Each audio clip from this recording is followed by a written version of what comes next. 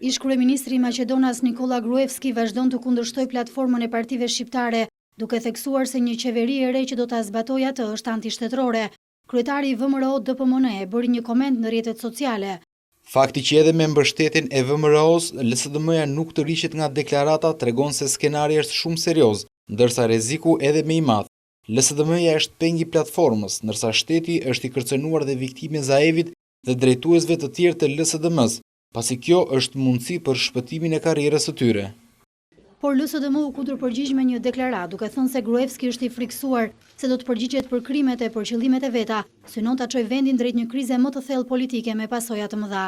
Reagimi i Gruevskit vjen një ditë përpara vijimit të seancës konstituive të parlamentit, ku Lidhja Social-Demokrate ka paralajmëruar zgjedhjen e kryetarit, përveç zgjedhjes së kreut dhe antarëve të komisionit për zgjedhje dhe emërime. Nëse kryetari i komisionit që do të jetë nga VMRO nuk do të pranojë, rregulloria parashikon që kryetari dhe nënkryetarët e kuvendit të propozohen nga të paktën 20 deputet. Sipas mediave, nga një marrëveshje arritur mes LSDM-s dhe Bashkimit Demokratik për Integrim, kryeparlamentar për herë të parë do të jetë një shqiptar, Talat Xhaferi nga BDI.